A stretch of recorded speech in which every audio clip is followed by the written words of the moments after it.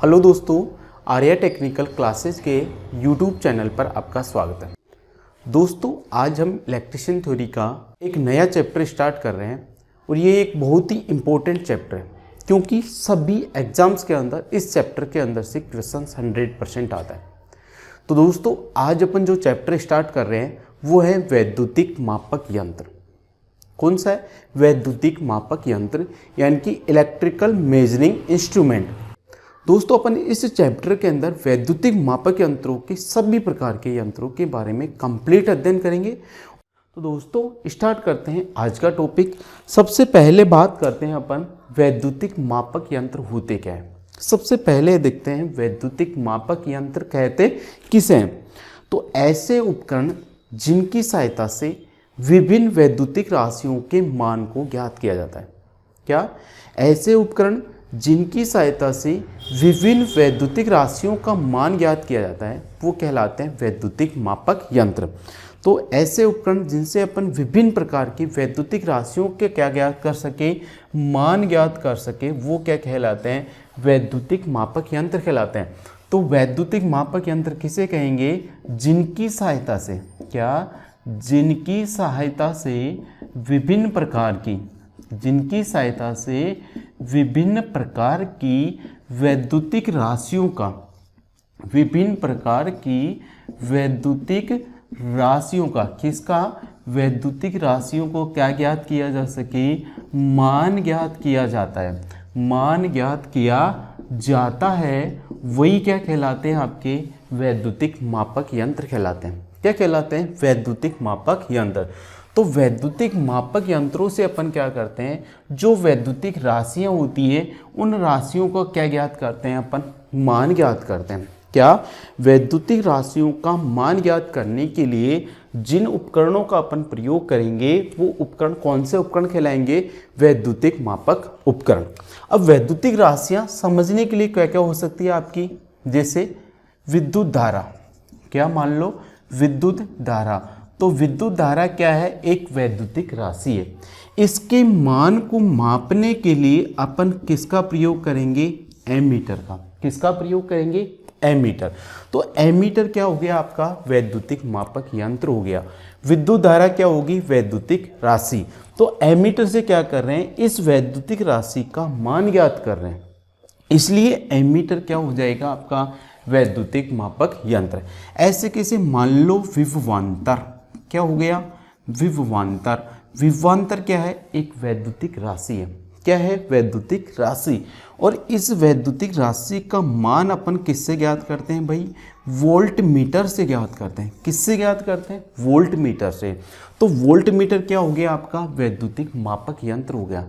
तो जिन यंत्रों की सहायता से विभिन्न वैद्युतिक राशियों का मान ज्ञात किया जाता है वो यंत्र क्या कहलाते हैं? आपके वैद्युतिक मापक यंत्र।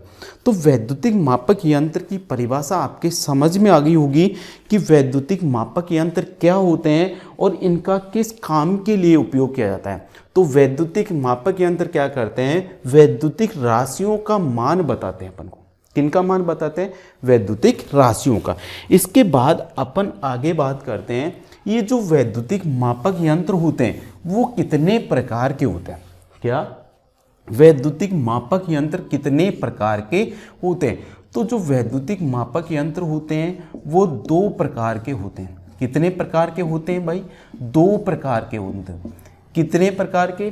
2 प्रकार के। बहुत ही धीरे धीरे समझना है, कोई जल्दी नहीं है, आराम से समझना है। एक वीडियो की जगह 2 वीडियो बना देंगे, 2 की जगह कितना बना देंगे? 4, लेकिन आपके अच्छी तरह समझ में आना चाहिए। तो वैद्युतिक मापक यंत्र कितने प्रकार के होते हैं? 2। पहला प्रकार तो कौन सा है?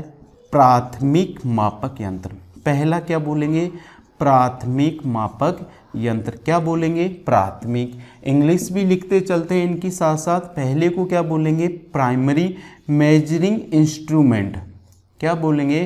प्राइमरी मेजरिंग इंस्ट्रूमेंट क्या होता है? आपका प्राथमिक मापक यंत्र हो गया। ऐसे के ऐसे सेकंड नंबर पे कौन सा होगा? आपका द्वितीयक मापक यंत्र होगा। कौन सा होगा? द्वितीयक मापक यंत्र। द्वितीयक मापक यंत्र का मतलब हो जाएगा secondary measuring instrument. Secondary measuring instrument ये क्या हो जाएगा आपका द्वितीयक मापक यंत्र हो जाएगा। तो मैंने बताया प्राथमिक मापक यंत्र कितने प्रकार के होते हैं, 2 प्रकार के। पहला कौन सा हो गया, प्राथमिक मापक यंत्र, कौन सा हो गया प्राथमिक। दूसरा कौन सा हो गया, द्वितीयक मापक यंत्र, कौन सा हो गया द्वितीयक। अब सबसे पहले अपन देखते हैं प्राथमिक मापक यंत्र किसे कहेंगे, क्या प्राथमिक मापक यंत्र किसे कहेंगे। तो देखिए जो प्राथमिक मापक यंत्र होते हैं वो अपन को केवल वैद्युतिक राशि की उपस्थिति दर्शाते हैं। क्या बोला मैंने, प्राथमिक मापक यंत्र केवल वैद्युतिक राशि की क्या बताते हैं अपन को, उपस्थिति। तो ऐसे मापक यंत्र जो केवल वैद्युतिक राशि की उपस्थिति प्रदर्शित करे वो यंत्र कौन से कहलाएंगे, प्राथमिक मापक यंत्र। कौन से कहलाएंगे, प्राथमिक। उदाहरण के लिए सीधा सा उदाहरण देता हूँ, सिंपल सा। आपका जो रूम है उसके अंदर आपका जो स्विच बोर्ड है, उस स्विच बोर्ड के अंदर जो इंडिकेटर लगा हुआ है, लगता है ना लाल रेड रंग की जो बत्ती जलती है, वो इंडिकेटर आपको क्या बताता है, वो सिर्फ ये बताता है कि आपके रूम के अंदर सप्लाई आ रही है या नहीं आ रही है। केवल सप्लाई को बताता है कि सप्लाई की उपस्थिति बताता है, सप्लाई आ रही है या नहीं। उसके मान को उससे कोई लेना देना नहीं है, उसके मान का उससे कोई लेना देना नहीं है, उसके मान को वो नहीं बताता। तो प्राथमिक मापक यंत्र किसे कहेंगे, जो वैद्युतिक राशि की क्या बताए, वैद्युतिक राशि की केवल क्या बताते हैं, ये उपस्थिति बताते हैं। क्या बताते हैं, वैद्युतिक राशि की केवल उपस्थिति। तो ऐसे मापक यंत्र जो केवल वैद्युतिक राशि की उपस्थिति बताए वो यंत्र कौन से यंत्र कहलाएंगे, प्राथमिक मापक यंत्र कहलाएंगे। कौन से कहलाएंगे, प्राथमिक। उदाहरण देख सकते हो आप, उदाहरण के लिए मान लो चुंबकीय सुई, क्या उदाहरण देख लो आप, चुंबकीय सुई। दूसरा क्या देख लो आप, इंडिकेटर होता है आपके स्विच बोर्ड के अंदर। ये सब कौन से हैं, आपके प्राथमिक मापक यंत्र हैं। क्योंकि चुंबकीय सुई को जब किसी चुंबकीय क्षेत्र के अंदर लाया जाता है तो इसके अंदर जो सुई होती है वो आगे पीछे गति करती है, लेकिन वो अपन को चुंबकीय क्षेत्र का मान नहीं बताती, केवल ये बताती है कि इस स्थान पर चुंबकीय क्षेत्र विद्यमान है या नहीं। ऐसे कैसे इंडिकेटर भी क्या बताता है कि इस स्विच बोर्ड के अंदर लाइट आ रही है या नहीं आ रही है, सप्लाई आ रही है या नहीं आ रही है। वो उस लाइट या वोल्टेज या करंट का मान अपन को नहीं बताता है। तो वे यंत्र जो केवल वैद्युतिक राशि की उपस्थिति बताएंगे वो कहलाएंगे कौन से, प्राथमिक मापक यंत्र। कौन से कहलाएंगे, प्राथमिक। बात करते हैं अपन कौन सा, सेकेंडरी मापक यंत्रों की। किसकी बात करते हैं अपन, सेकेंडरी यानी कि द्वितीयक मापक यंत्र। अब द्वितीयक मापक यंत्र के अंदर क्या होता है भाई, एक तो होता है पैमाना। क्या होता है, एक तो पैमाना। आपने एमीटर वोल्ट मीटर आपने अगर देखा है तो एमीटर वोल्ट मीटर के अंदर कुछ इस प्रकार से लाइंस बनी होती है और उनके ऊपर लिखा होता है 0, 5, 10, 15, 20, 25।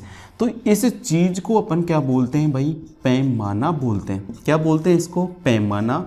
इंग्लिश में बोले तो इसको क्या बोलेंगे, स्केल। तो इन द्वितीयक मापक यंत्रों के अंदर क्या होता है, एक पैमाना होता है। क्या होता है, एक पैमाना।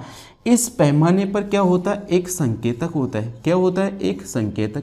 ऐसे सुई भी देखी होगी आपने एक मीटर के अंदर। इस सुई को अपन क्या बोलते हैं भाई, संकेतक बोलते हैं। क्या बोलते हैं, संकेतक। इंग्लिश में क्या लिखेंगे इसको, पॉइंटर। क्या होता है, पॉइंटर। तो जो द्वितीयक मापक यंत्र होते हैं उनके अंदर एक तो क्या होता है, पैमाना। दूसरा क्या होता है, संकेतक होता है। क्या होता है, संकेतक। पैमाना भी होगा और क्या भी होगा, संकेतक। अब द्वितीयक मापक यंत्र क्या करेंगे, इस संकेतक के माध्यम से इस पैमाने पर क्या बताएंगे, वैद्युतिक राशि का मान प्रदर्शित करेंगे। देखिए जैसे मान लो ये संकेतक प्रेजेंट टाइम में कहाँ पर है आपका, 0 पर। अब जैसे ही मैं इससे किसी वैद्युतिक राशि को संयोजित करूंगा तो ये जो संकेतक है, ये संकेतक इस पैमाने पर क्या करेगा, गति करेगा। ये संकेतक इस पैमाने पर इधर क्या करेगा, गति करेगा। और गति करके जिस स्थान पर रुकेगा, जैसे यहाँ पर 15 पे आकर रुका तो ये क्या बता रहा है, गति करके किस पे गति कर रहा है, पैमाने पर। फिर अपन को क्या बता रहा है, यहाँ पर वैद्युतिक राशि का मान प्रदर्शित कर रहे हैं। यानी कि द्वितीयक मापक यंत्रों से अपन वैद्युतिक राशि के मान को ज्ञात कर सकते हैं। तो द्वितीयक मापक यंत्र क्या बताते हैं अपन को? वैद्युतिक राशि का मान बताते हैं। क्या बताते हैं? वैद्युतिक राशि का मान बताते हैं। वैद्युतिक राशि का मान कौन बताते हैं? आपके द्वितीयक मापक यंत्र बताते हैं। कौन से बताते हैं? द्वितीयक। इनके अंदर क्या होता है? एक संकेतक होता है जो इस पैमाने पर गति करके अपन को वैद्युतिक राशि का क्या बता रहा है? मान बता रहा है।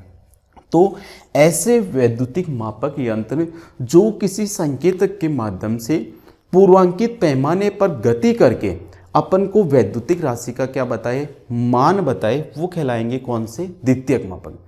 तो जो वैद्युतिक राशि का मान बताएगा वो तो कौन सा कहलाएगा? द्वितीयक मापक यंत्र। जो वैद्युतिक राशि की केवल उपस्थिति बताएगा वो क्या कहलाएगा? प्राथमिक मापक यंत्र। और मापक यंत्र क्या होते हैं? जिनकी सहायता से विभिन्न वैद्युतिक राशियों के मान को ज्ञात किया जाता है वो कहलाते हैं क्या? आपके मापक यंत्र। तो तीनों परिभाषा आपके समझ में आ गई होगी। मापक यंत्र क्या होता है? मापक यंत्र के प्रकार कौन कौन से होते हैं? प्राथमिक और कौन से? द्वितीयक। अब ये जो द्वितीयक मापक यंत्र होते हैं ये क्या बता रहे हैं? एक पूर्वांकित पैमाने पर संकेतक की सहायता से वैद्युतिक राशि का क्या बता रहे हैं? मान बता रहे हैं। तो ये अपन को वैद्युतिक राशि का मान बताते हैं। तो ये जो द्वितीयक मापक यंत्र होते हैं ये भी कितने प्रकार के होते हैं भाई? 3 प्रकार के होते हैं। क्या? द्वितीयक मापक यंत्र कितने प्रकार के होते हैं? 3। कौन से की बात कर रहा हूं मैं? द्वितीयक की। मापक यंत्र तो कितने प्रकार के हो गए? 2। एक तो हो गया प्राइमरी, दूसरा हो गया सेकेंडरी। लेकिन जो सेकेंडरी मापक यंत्र होते हैं उनके भी कितने प्रकार है भाई? 3 प्रकार है। कितने हैं? 3। उन तीनों प्रकारों को मैं आपको ऊपर लिखता हूं। तो जो द्वितीयक मापक यंत्र होते हैं वो 3 प्रकार के होते हैं। कितने प्रकार के होते हैं? 3 प्रकार के।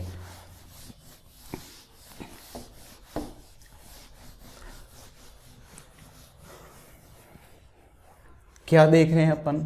द्वितीयक मापक यंत्रों के प्रकार। द्वितीयक मापक यंत्रों के प्रकार। तो जो द्वितीयक मापक यंत्र होते हैं वो कितने प्रकार के होते हैं? 3 प्रकार के होते हैं। कितने प्रकार के होते हैं भाई? 3 प्रकार के होते हैं। द्वितीयक मापक यंत्र कितने प्रकार के बताए मैंने? 3 प्रकार के। पहला देखते हैं अपन। पहला है आपका इंडिकेटिंग यंत्र। कौन सा है? इंडिकेटिंग मापक यंत्र। इंडिकेटिंग मापक यंत्र, ये तो कौन सा प्रकार हो गया? पहला। दूसरा कौन सा है आपका? रिकॉर्डिंग। कौन सा है? रिकॉर्डिंग मापक यंत्र। दूसरा कौन सा हो गया आपका? रिकॉर्डिंग मापक यंत्र। कौन सा हो गया? रिकॉर्डिंग। और जो तीसरा होता है वो होता है कौन सा? इंटीग्रेटिंग। कौन सा होता है? इंटीग्रेटिंग मापक यंत्र। कौन सा प्रकार हो गया तीसरा आपका? इंटीग्रेटिंग मापक यंत्र। कौन सा हो गया? इंटीग्रेटिंग। देखो यहाँ पर है केटिंग, यहाँ पर क्या है? केटिंग। यहाँ पर क्या है? ग्रेटिंग है। क्या है? ग्रेटिंग। दोनों में अंतर है, वो अभी मैं आपको समझाऊंगा क्या अंतर होता है। तो द्वितीयक मापक यंत्रों की अगर प्रकारों की अगर बात करें तो द्वितीयक मापक यंत्र कितने प्रकार के हो गए आपके? 3 प्रकार के। कितने प्रकार के? 3। पहला कौन सा हो गया? इंडिकेटिंग मापक यंत्र। कौन सा हो गया? इंडिकेटिंग। दूसरा कौन सा हो गया? रिकॉर्डिंग। कौन सा हो गया? रिकॉर्डिंग। तीसरा कौन सा हो गया? इंटीग्रेटिंग हो गया। कौन सा हो गया? इंटीग्रेटिंग। अब एक एक के बारे में समझते हैं, इनमें तीनों में क्या अंतर होता है। सबसे पहले बात करते हैं अपन कौन सी की? इंडिकेटिंग मापक यंत्र की। तो इंडिकेटिंग मापक यंत्र क्या बताते हैं? मैंने अभी आपको बताया, एक क्या होता है आपका? ऐसे पैमाना होता है। क्या होता है? पैमाना। इस पैमाने पर क्या लगा होता है? एक संकेतक लगा होता है। क्या लगा होता है? एक संकेतक। ये क्या हो गया आपका? संकेतक हो गया। ये तो क्या है भाई? आपका पैमाना है। क्या है? पैमाना। और ये क्या है आपका? संकेतक है। क्या है? संकेतक। तो संकेतक और पैमाना अगर कहीं पर आए तो आपको समझ में आ जाना चाहिए ये तो पैमाना होता है, ये जो पॉइंटर होता है, जो सुई होती है मीटर के अंदर, वो क्या होती है? आपकी संकेतक होती है। क्या होती है? संकेतक। तो देखिए इंडिकेटिंग मापक यंत्र। इंडिकेटिंग मापक यंत्र क्या करते हैं? इस संकेतक के माध्यम से इस पूर्वांकित पैमाने पर ये संकेतक गति करता है और गति करके अपन को वैद्युतिक राशि का मान प्रदर्शित करता है। वैद्युतिक राशि का क्या प्रदर्शित करता है? मान। ये संकेतक इस पैमाने पर क्या करेगा? गति करेगा और गति करके इस वैद्युतिक, जो भी वैद्युतिक राशि है उसका क्या करेगा? ये मान प्रदर्शित करता है। तो इंडिकेटिंग मापक यंत्र वे मापक यंत्र होते हैं जिनके अंदर जो संकेतक होता है वो पूर्वांकित पैमाने पर गति करके वैद्युतिक राशि का क्या प्रदर्शित करते हैं? मान प्रदर्शित करते हैं। वो यंत्र कौन से के यंत्र कहलाते हैं? आपके इंडिकेटिंग मापक यंत्र कहलाते हैं। कौन से कहलाते हैं? इंडिकेटिंग मापक यंत्र। तो ये यंत्र क्या करते हैं? ये मापक यंत्र संकेतक द्वारा, किसके द्वारा? संकेतक द्वारा वैद्युतिक राशि का मान प्रदर्शित करते हैं। वैद्युतिक राशि का मान प्रदर्शित करते हैं। कौन? आपके इंडिकेटिंग मापक यंत्र। उदाहरण क्या क्या लिख सकते हो आप? उदाहरण लिख सकते हो आप, आपका एमीटर हो गया, आपका वोल्ट मीटर हो गया, आपका ओम मीटर हो गया, आपका वोट मीटर हो गया। ये सब कौन से प्रकार के मीटर हैं? ये सब इंडिकेटिंग मापक यंत्र है। कौन से हैं? इंडिकेटिंग मापक यंत्र। तो इंडिकेटिंग मापक यंत्र वो यंत्र होते हैं जो एक संकेतक के माध्यम से पूर्वांकित पैमाने पर वैद्युतिक राशि का क्या प्रदर्शित करते हैं? मान प्रदर्शित करते हैं। वो यंत्र कहलाते हैं कौन से? आपके इंडिकेटिंग मापक यंत्र। देखिए दूसरा कौन सा है? आपका रिकॉर्डिंग मापक यंत्र है। कौन सा है? रिकॉर्डिंग मापक यंत्र। तो रिकॉर्डिंग मापक यंत्र क्या करेंगे? ये मापक यंत्र किसी वैद्युतिक राशि के मान को एक ग्राफ पेपर के ऊपर क्या करते हैं? आपको प्रदर्शित करते हैं। तो ये क्या करते हैं? वैद्युतिक राशि के मान को, किसको? वैद्युतिक राशि के मान को, वैद्युतिक राशि के मान को किस पे प्रदर्शित करेंगे? ग्राफ पेपर पर। ग्राफ पेपर पर जो प्रदर्शित करता है वो क्या करता है? आपका रिकॉर्डिंग मापक यंत्र कहलाता है। कौन सा कहलाता है? रिकॉर्डिंग। तो रिकॉर्डिंग मापक यंत्र क्या होगा? ऐसे मापक यंत्र जो वैद्युतिक राशि के मान को किसके ऊपर प्रदर्शित करे? ग्राफ पेपर के ऊपर प्रदर्शित करे, वो यंत्र कहलाता है कौन सा? आपका रिकॉर्डिंग। कौन सा होता है? रिकॉर्डिंग।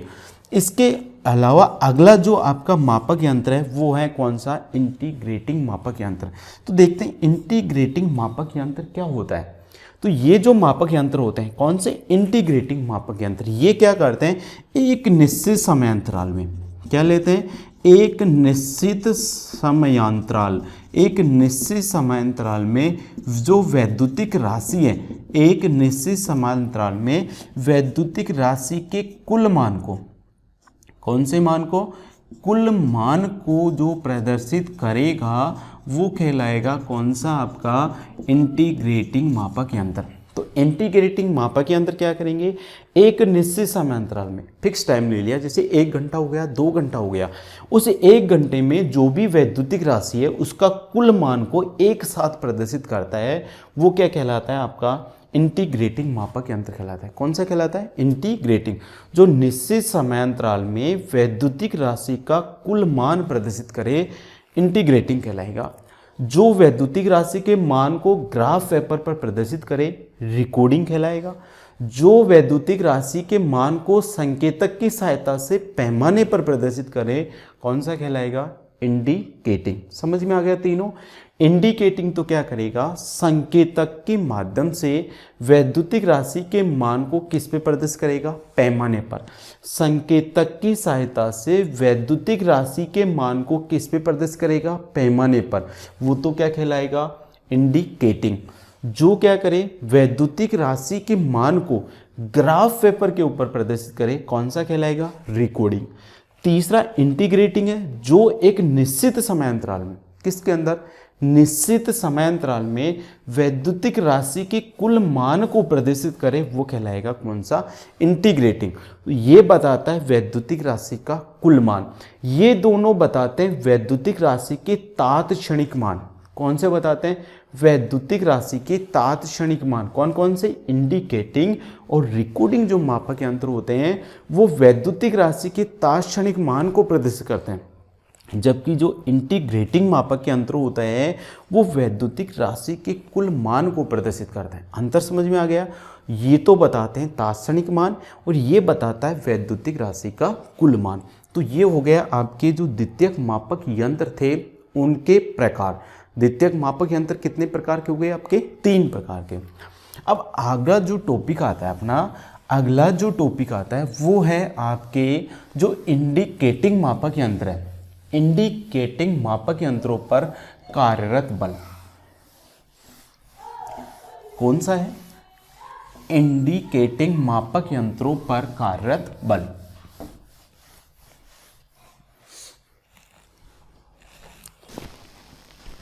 तो अगला जो टॉपिक है आपका वो है इंडिकेटिंग यंत्रों में कार्यरत बल। किसमें?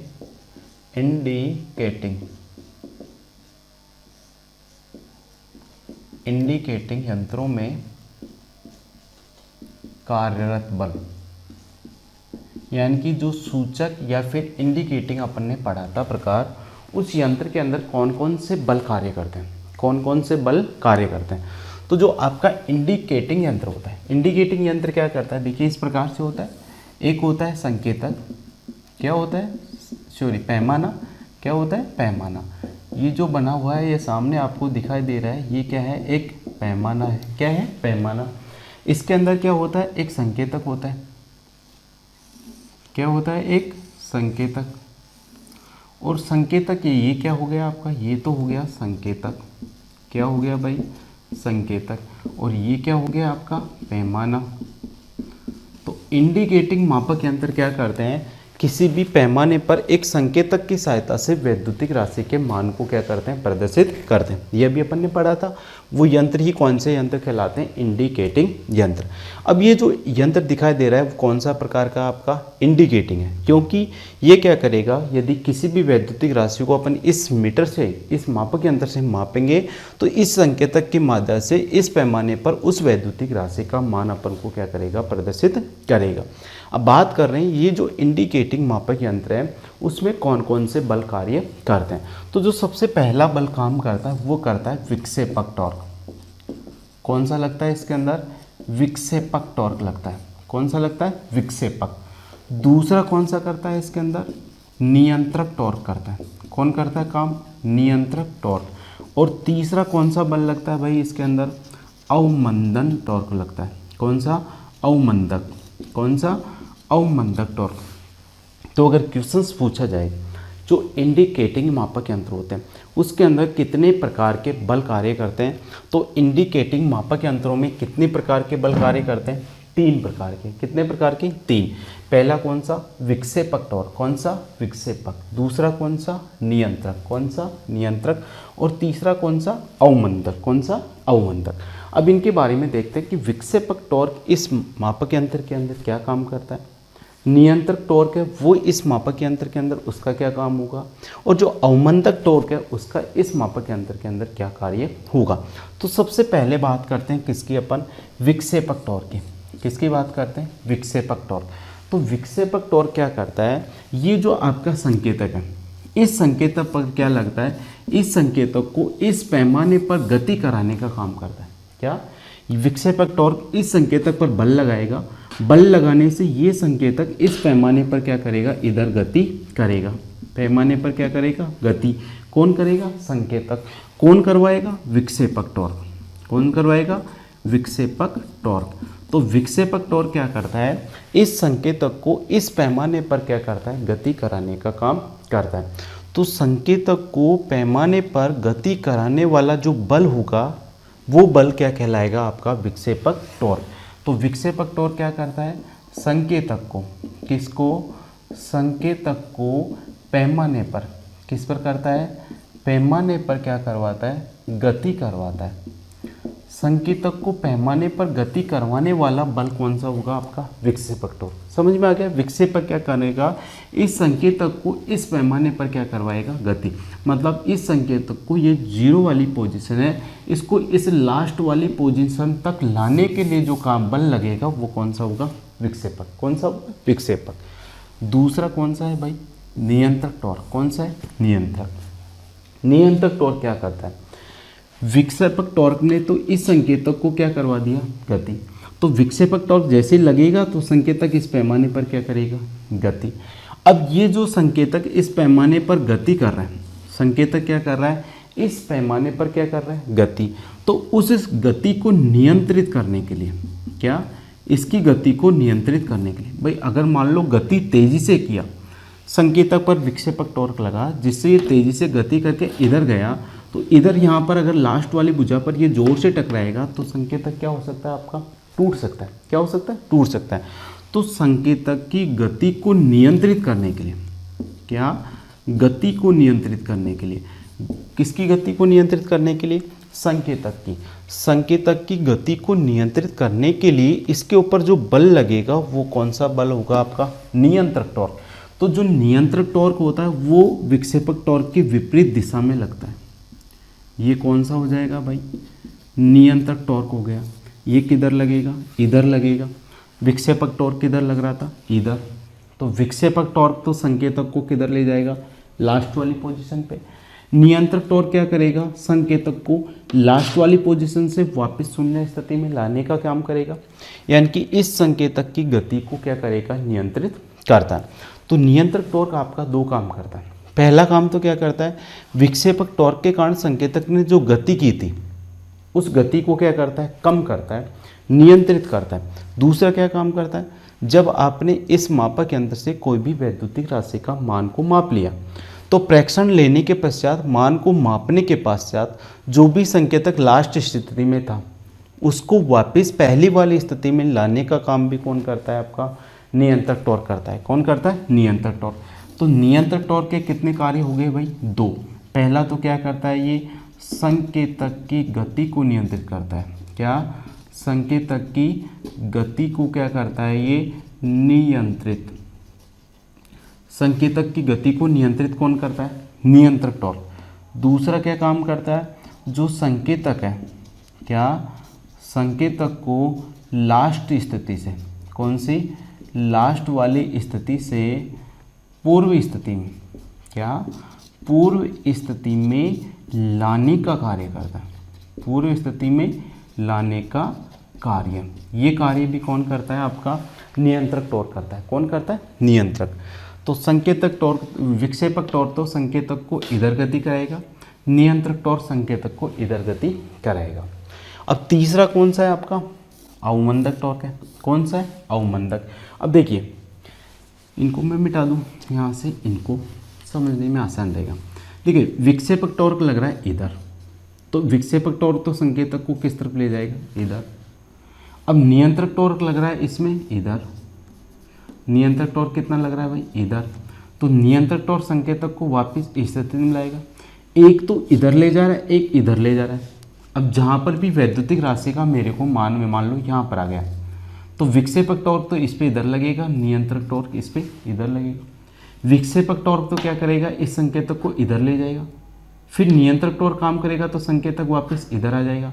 फिर विक्षेपक इधर, तो इधर उधर, यानी कि जो भी आपका संकेतक है वो एक निश्चित स्थिति पर क्या करता है? वाइब्रेशन करता है।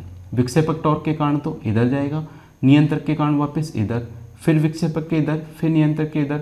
तो इस प्रकार यहाँ पर ये क्या करता रहेगा? ऐसे वाइब्रेशन करेगा, ऐसे घूमता रहेगा, बिल्कुल एक पॉइंट पर स्थिर नहीं होगा, थोड़ा ऐसे क्या होता रहेगा? घूमता। जब ये मान लो संकेतक ऐसे वाइब्रेशन कर रहा है तो क्या अपन वैद्युतिक राशि के मान को सही पता लगा सकते हैं? क्या नहीं लगा सकते, क्योंकि ये कभी इधर आएगा, कभी इधर, कभी इधर, कभी इधर। तो एक्चुअल वैद्युतिक राशि का अपन को मान प्रदर्शित नहीं होगा। तो विक्षेपक टॉर्क और नियंत्रक टॉर्क की आपसी प्रतिक्रिया के कारण क्या होते हैं? संकेतक के अंदर क्या होते हैं? कंपन पैदा होते हैं। संकेतक में क्या होते हैं? कंपन पैदा होते हैं। क्या पैदा होते हैं? कंपन।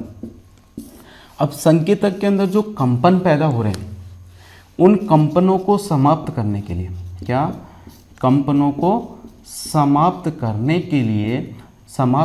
के लिए जो बल लगाना पड़ता है, समाप्त करने के लिए अपन जो बल लगा रहे हैं वो बल ही क्या कहलाता है आपका, अवमंदन टॉर्क कहलाता है। कौन सा कहलाता है, अवमंदक टॉर्क।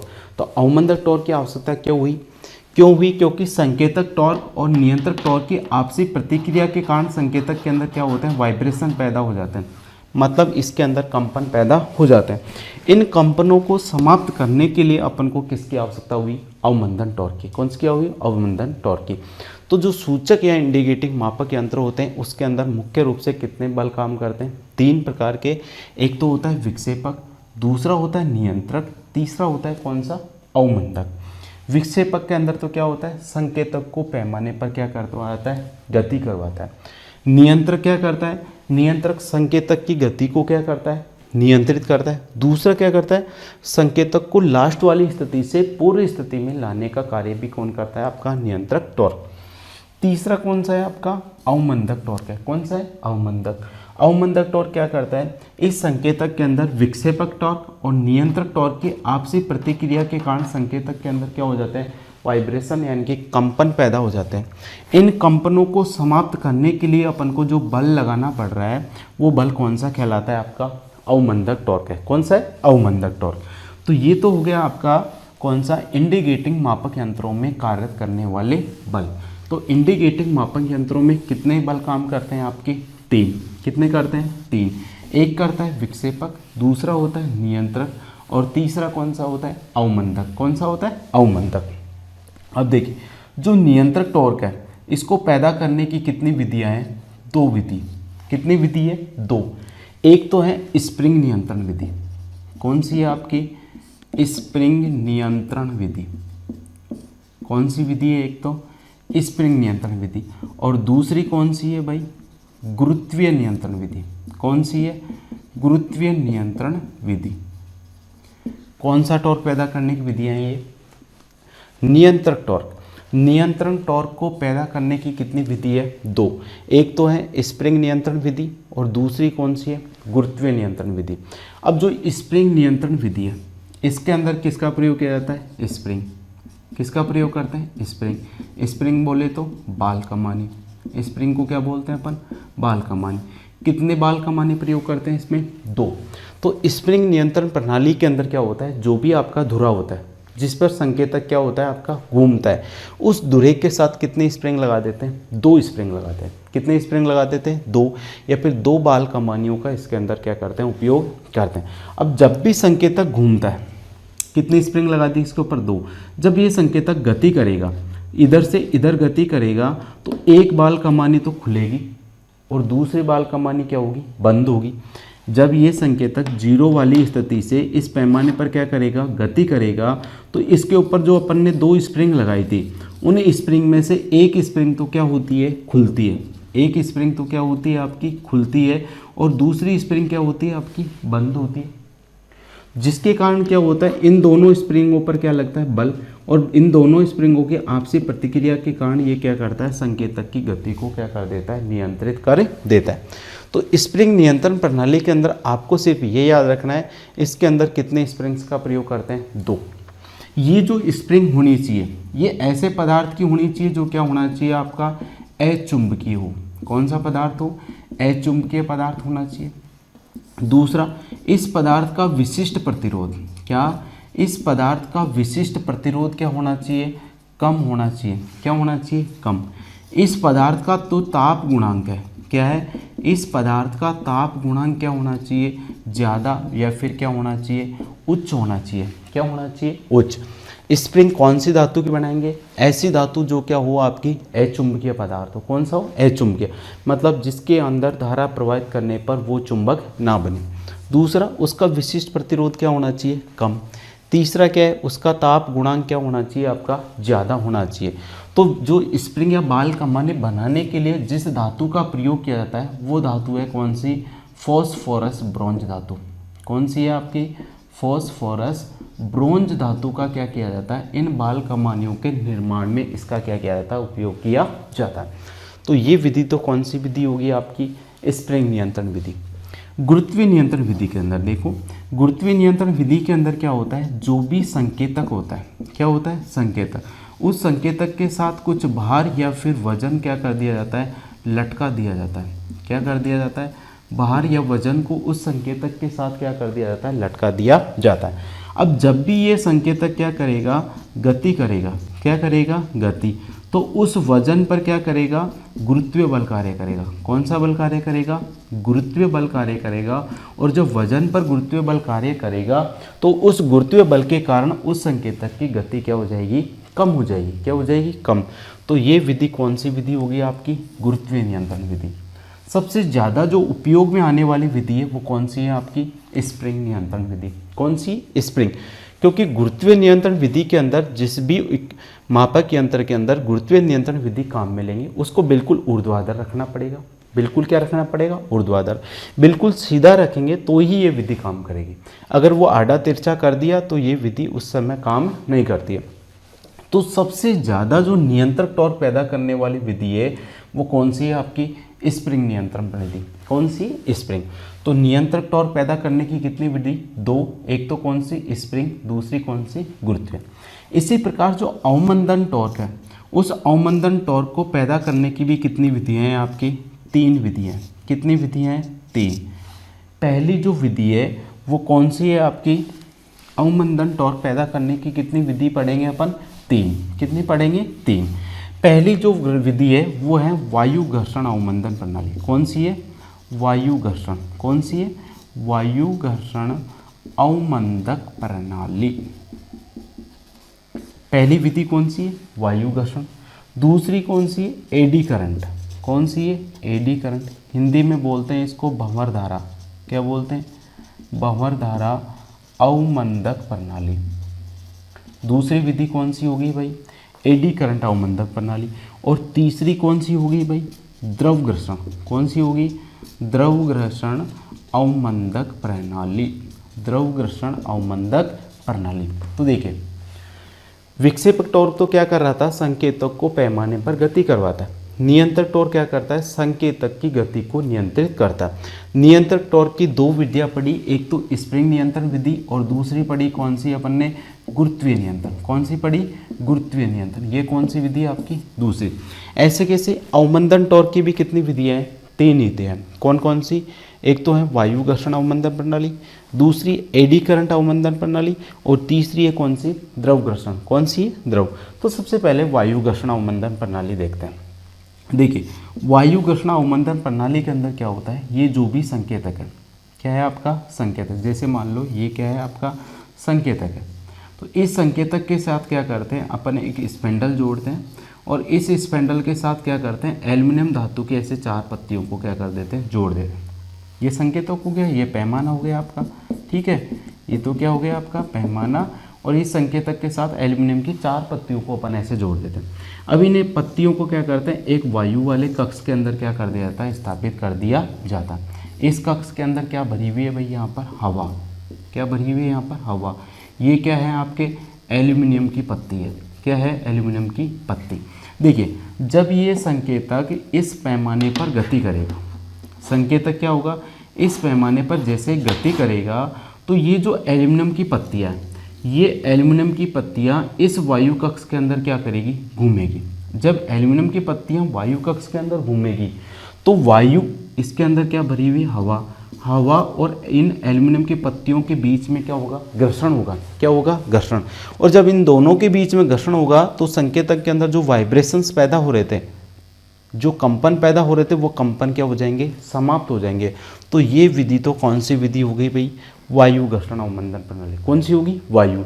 तो वायु घर्षण अवमंदन प्रणाली के अंदर क्या करते हैं, ये जो संकेतक है उसके साथ एक स्पेंडल से चार एल्युमिनियम की पत्तियों को क्या कर दिया जाता है, जोड़ दिया जाता है। इन एल्युमिनियम की पत्तियों को एक हवा से भरे हुए कक्ष के अंदर स्थापित किया जाता है। जब संकेतक घूमता है तो एल्युमिनियम की पत्ती और हवा के बीच में क्या लगता है, घर्षण बल लगता है, जिसके कारण इस संकेतक की गति क्या हो जाती है, समाप्त, या कंपन क्या हो जाते हैं, समाप्त हो जाते हैं। तो ये विधि तो कौन सी होगी आपकी, वायु घर्षण अवमंदन प्रणाली। कौन सी होगी, वायु। अब दूसरी कौन सी विधि है इसके अंदर, दूसरी है कौन सी आपकी, एडी धारा अवमंदन प्रणाली। कौन सी, एडी धारा। एडी धारा अवमंदन प्रणाली के अंदर क्या करेंगे, ये जो आपका संकेतक है, ठीक है, इस संकेतक क्या होता है, एक धुरा होता है इसमें ऐसे, इस धुरे को क्या करते हैं, दोनों साइड एक बियरिंग लगा के, कौन सा बियरिंग काम में लेते हैं, जेविल बियरिंग। तो ये हो गया आपका धुरा। इस धुरे के साथ अपन क्या जोड़ देते हैं, ये संकेतक जोड़ देते हैं। क्या जोड़ दिया, संकेतक। तो कौन सी पढ़ रहे हैं अपन, एडी। एडी के अंदर क्या करते हैं, ये जो धुरा है, इस धुरे के साथ क्या करते हैं, एक एल्यूमिनियम की ऐसे वृत्ताकार चक्ति लगा देते हैं। एल्यूमिनियम की गोलाकार चक्ति को अपन ने क्या कर दिया, इस धुरे पर क्या कर दिया, स्थापित कर दिया। अब फिर क्या करेंगे, ये जो एल्यूमिनियम की चक्ति है, इसके दोनों तरफ क्या करेंगे, एक सी आकार की ऐसे चुंबक यहाँ पर लगा देंगे। एक क्या लगा देंगे इसमें ऐसे चुंबक। ये चुंबक का एन ध्रुव होगा, ये चुंबक का कौन सा ध्रुव होगा, एस। अपन ने क्या किया, जो भी धुरा था जिसके साथ संकेतक जुड़ा हुआ है, उस धुरे के साथ क्या लगा दी, एक एल्यूमिनियम की डिस्क, एक एल्यूमिनियम की गोल आकार की अपन ने चक्ति लगा दी। अब उस चक्ति के दोनों सिरों पर अपन ने एक चुंबक लगा दी। अब क्या होगा, जैसे ही संकेतक घूमेगा तो ये धुरा घूमेगा, धुरा घूमेगा तो ये चक्ति घूमेगी। अब चक्ति जैसे ही इन चुंबक के ध्रुव में घूमेगी तो इसके अंदर से गुजरने वाली चुंबकीय बल रेखाओं, देखो चुंबकीय बल रेखा गुजरती है एन से किस तरफ की तरफ, एस की तरफ। जब ये चक्ति इन चुंबकीय बल रेखाओं के अंदर घूमेगी तो इन चुंबकीय बल रेखाओं को काटेगी। जब चुंबकीय बल रेखाओं को काटेगी तो फैराडे के विद्युत चुंबकीय प्रेरण के अनुसार इस डिस्क के अंदर एक विद्युत वाहक बल आएगा और उस विद्युत वाहक बल के कारण इस डिस्क के अंदर एक धारा बहेगी। उस धारा को बोलते हैं अपन कौन सी, एडी करंट। कौन सी धारा बोलेंगे उसको, एडी करंट, या फिर कौन सी धारा बोलेंगे, भंवर धारा। कौन सी, भंवर धारा।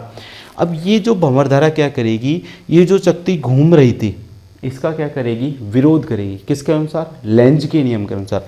जब ये इस चक्ति के घूमने का विरोध करेगी तो संकेतक के अंदर जो वाइब्रेशंस पैदा हो रहे थे वो वाइब्रेशंस क्या हो जाते हैं, आपके खत्म हो जाते हैं।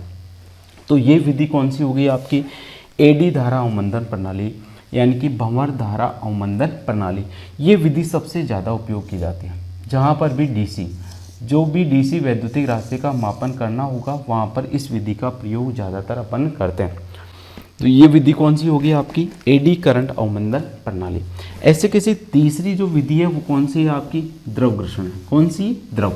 अब द्रव घर्षण के अंदर क्या करेंगे, ये जो स्पेंडल था, स्पेंडल है ना, इसके साथ क्या करेंगे, एल्यूमिनियम की ऐसे 4 पत्तियां जोड़ देंगे। स्पेंडल के साथ क्या किया, एल्यूमिनियम की ऐसे 4 पत्तियों को जोड़ दिया।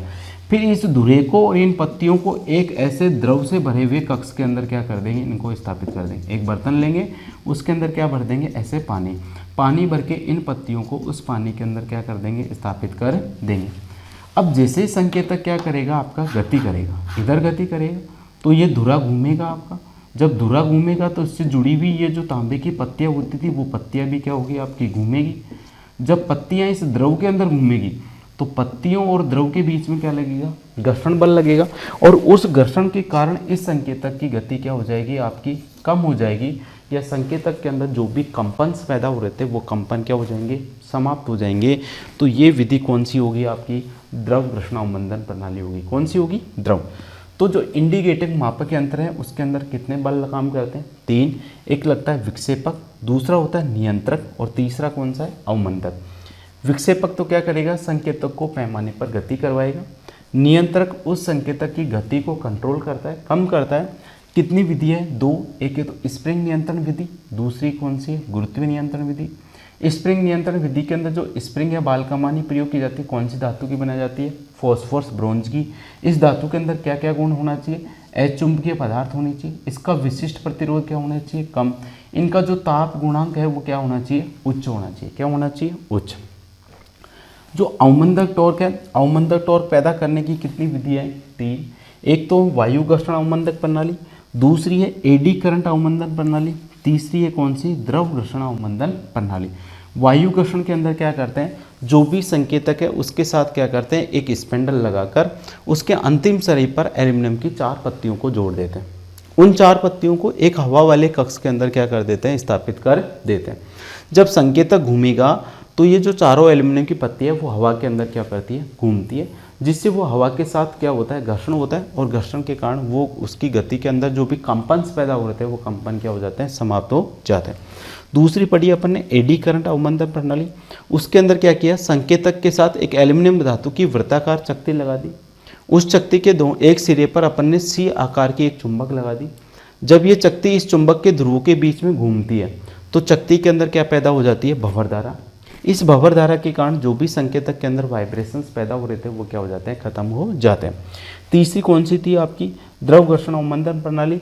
तो इसके अंदर क्या होता है, आपका जो भी धुरा है संकेतक का उसके साथ एल्यूमिनियम की 4 पत्तियों को इस प्रकार से जोड़ दिया जाता है। फिर इन 4 पत्तियों को क्या करते हैं, एक जो भी आपका बर्तन है उसके अंदर पानी भर के इनको उसके अंदर स्थापित कर दिया जाता है। जब ये पत्तियां इस पानी के अंदर घूमेगी तो पानी और पत्तियों के बीच में घर्षण होगा, जिससे संकेतक के अंदर जो वाइब्रेशंस पैदा हो रहे थे वो वाइब्रेशन क्या हो जाते हैं, आपके खत्म हो जाते हैं।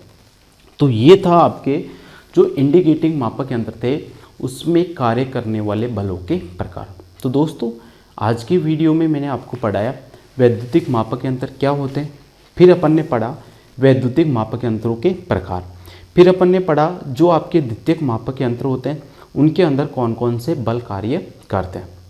तो दोस्तों आज की वीडियो में सिर्फ इतना ही। अब जो भी अगला टॉपिक्स होगा वो आपको नेक्स्ट के वीडियो में मिलेगा।